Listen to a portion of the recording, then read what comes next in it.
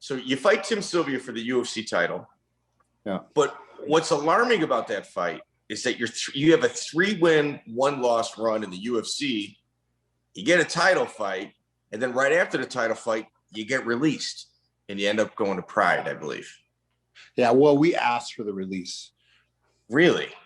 Yeah, we asked for it what happened is I fought him, and I knew it was going to be forever. It was a terrible fight. It was like, as a matter of fact, it's funny because I just scanning through like the internet the other day. I just said the 10 worst. I was looking at some video with me, and then showing some move position for my class, and then I just see, you know how they have like related things, and then it said the 10 worst UFC title fights, and I guess I was number 5. So yeah, hey, at least you weren't number 1. No, but the number 5, and so I read it, you know, like, oh, why? But yeah, it was terrible. It was a terrible. Even if I had won, it would have been a terribly boring fight.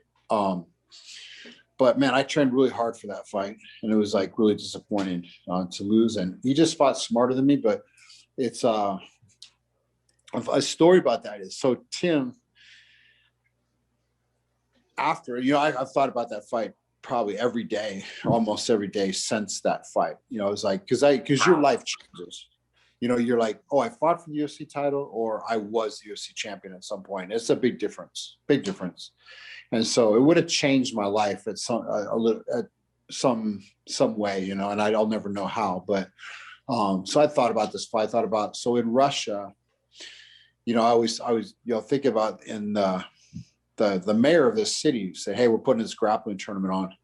And is there anybody we want you to do a super fight? Is there anybody in the world you want to fight? And I was thinking, yeah, all these jiu-jitsu guys, is this. And I thought, fucking Tim Sylvia. And so they go, really? And they go, yeah. And they got a hold of me. He's like, so he's a brown belt in jiu-jitsu. And he goes, yeah, I'll do it. And they paid him the money, got him the visa. He flew out here. And so I did it was like the main event. So I did this grappling match with him, like how many years later after that, you know, this is like 3 years ago. And so, yeah, I got him and subbed him this time. But I was like afterward, I told him, because we went to dinner afterwards. We're kind of buddy a little bit now, even though why not? Sure. And so we talk a little, we text once in a while and stuff. Even though like we're way different, but we're like, you know, so we're both competitors. We both respect each other. It's a lot of mutual experience, man. A lot of mutual experience. And I tell him, I go, bro, I'd sure love to switch the wins with you. Like, I'll take the UFC win and you can take this grappling one. But he told me, you know, because we were talking about the fight afterwards, and I go, we're at the dinner and we're talking about our UFC fight. And I'm like, man, I don't know what the fuck happened. Like, I remember I lost the first 2 rounds, like just control by trying to get you down. But man, I didn't feel nothing, man. I was in the best shape of my life, the best shape. And I thought, I'm fine, man. He hasn't hurt me. I'm doing good. And then the beginning of the third, I thought, I'm going to win this fight. At the beginning of the third round, like 30 seconds in, I take you down.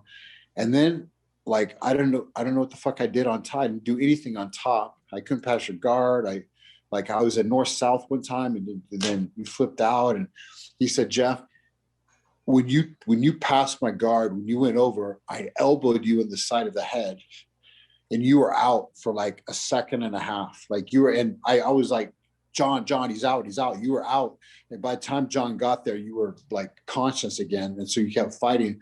But like you were, like I was out because I don't remember the fight hardly. I don't remember what happened in the 3rd, 4th, and 5th. I remember a little bit of the 3rd. I don't remember nothing in the 4th or 5th, like zero what happened in the fight.